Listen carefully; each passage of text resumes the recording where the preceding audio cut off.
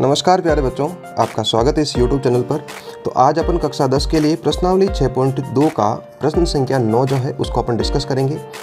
इस क्वेश्चन को डिस्कस करने से पहले एक छोटी सी जानकारी ये रहेगी आपके लिए कि अभी तक आपकी जो क्लास 10th है उसके मैंने 6 चैप्टर करवा दिए हैं और उनकी जो है प्रत्येक चैप्टर की एक प्लेलिस्ट बनी हुई है। उस प्लेलिस्ट को आप इस डिस्क्रिप्शन बॉक्स में जाकर देख सकते हो, वहाँ पर उसका लिंक दिया गया है।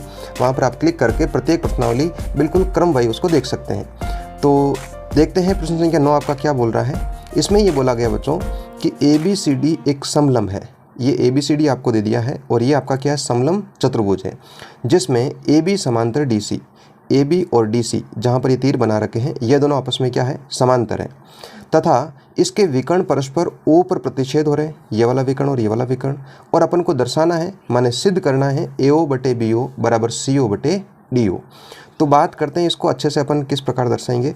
तो बच्चों यहाँ पर भी आपका प्रमेय 6.1 का ही प्रयोग करना है, ठीक है ना। देखते हैं वो कहाँ प्रयोग होगा। तो यहाँ पर बच्चों सबसे पहले पॉइंट अपन लिखते हैं, दिया है।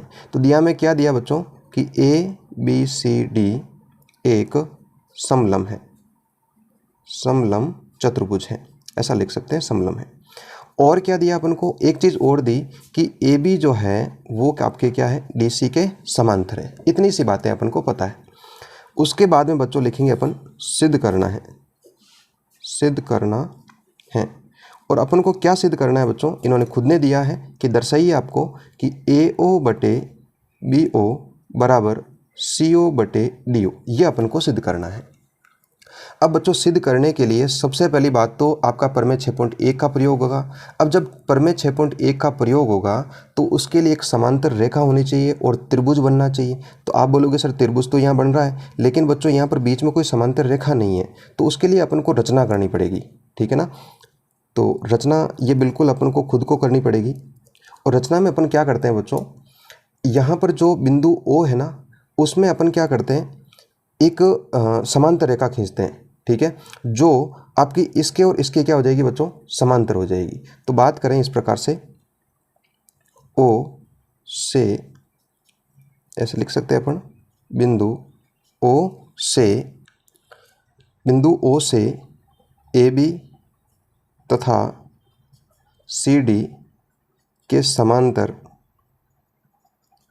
OF एक रेखा खींची, ठीक है बच्चों। O से, तो इस बिंदु से बच्चों एक तो इसके और इसके, भाई ये तो पहले से आपके समांतर हैं, तो इसके समांतर खींचो या इसके समांतर खींचो, दोनों के समांतर हो जाएगी। यहाँ से अपन को एक रेखा खींचनी इस प्रकार से, इसका नाम दे दिया मैंने OF, ठीक है। तो ये जो OF है यहाँ पर लिख देता हूँ मैं यहाँ पर अच्छे से, कि जो OF है वो आपके एक तो AB के भी समांतर है और आपके CD के भी समांतर है, ठीक है ना। इतना सा अपन को करना है। अब अपन करेंगे बच्चों प्रमाण, या फिर अपन उसको बोलते हैं उपपत्ति, ठीक है। तो उपपत्ति में क्या लिखेंगे अपन,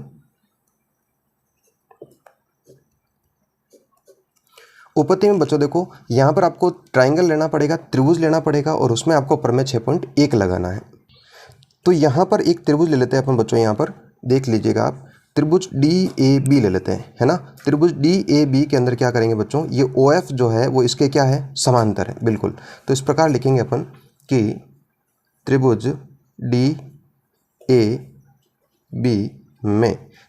DAB में आपका क्या दे रखा बच्चों, अपन मैं लिख सकता हूँ कि OF जो है वो AB के समांतर है।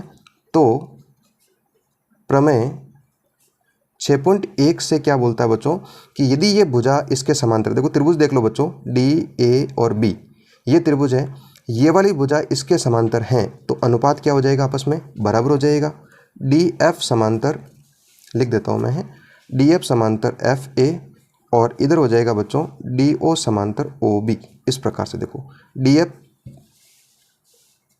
DF समांतर DF बटे FA और DO बटे OB, इस प्रकार से, ठीक है ना बच्चों। इसको दे देते हैं समीकरण नंबर 1। बस इसी प्रकार से एक ट्राइंगल अपन को और लेना है और उसमें भी आपको यही देखना है। अब एक त्रिभुज देखो बच्चों, इसमें ये ले लेते हैं अपन त्रिभुज DAC में, DA और C में। तो यहाँ पर देख लेते हैं अपन त्रिभुज DAC में यहाँ पर OF जो है वो किसके समांतर हो जाएगा बच्चों, ये DAC में OF जो है वो CD के क्या है, समांतर है। CD के क्या हो जाएगा, समांतर है। यदि CD के समांतर हैं तो प्रमेय 6.1 से क्या हो जाएगा, अनुपात बराबर होगा। बच्चों देखो इसको, त्रिभुज को आपको नीचे से देखना तब आपको सीधा दिखेगा। ये हो जाएगा बच्चों AF बटे FD और AO बटे OC। AF बटे FD और यहाँ पर हो गया बच्चों AO बटे OC। इसको दे देते हैं समीकरण नंबर 2। ठीक है ना बच्चों।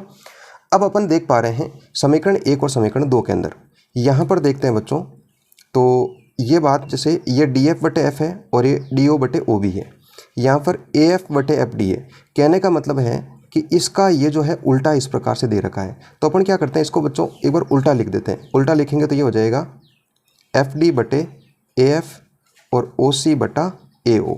ठीक है ना। अब इसको समीकरण नंबर 2 दे देते हैं।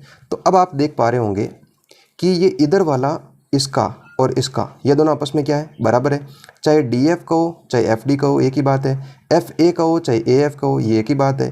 तो मुझे बताओ जब ये इसके बराबर है और यही इसके बराबर है तो इसका मतलब क्या हुआ, समीकरण 1 और समीकरण 2 से ये आपस में बराबर हो जाएगा।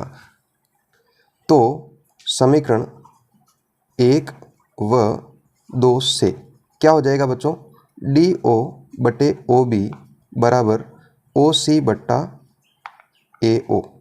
क्या मुझे यही सिद्ध करना था क्या, DO बटे OB और OC बटे AO। इस प्रकार से इस क्वेश्चन को आपको सिद्ध करना है। तो आशा करता हूँ बच्चों कि इसमें देखो बच्चों पूरी प्रश्नावली चाहे 6.2 आप ले लेते हैं, उसमें आपका प्रमेय 6.1 और 6.2 ही उपयोग होने वाला है। बस यदि वो दोनों प्रमेय अच्छे हो जाएं तो अपने सारे क्वेश्चन अच्छे से सोल्व हो जाएंगे। ठीक है। तो एक बार इस क्वेश्चन को आप अच्छे से देखें, उसके बाद में इसकी प्रैक्टिस करें और फिर आप बिना देखा देख अपनी कॉपी के अंदर करें। आशा करता हूँ कि ये क्वेश्चन आपसे बहुत अच्छे से हो जाएगा और आपको समझ भी आया होगा। यदि बच्चों इस प्रकार के वीडियो से आपको कुछ हेल्प मिल रही है तो एक अच्छा सा कमेंट करके ज़रूर बताएं।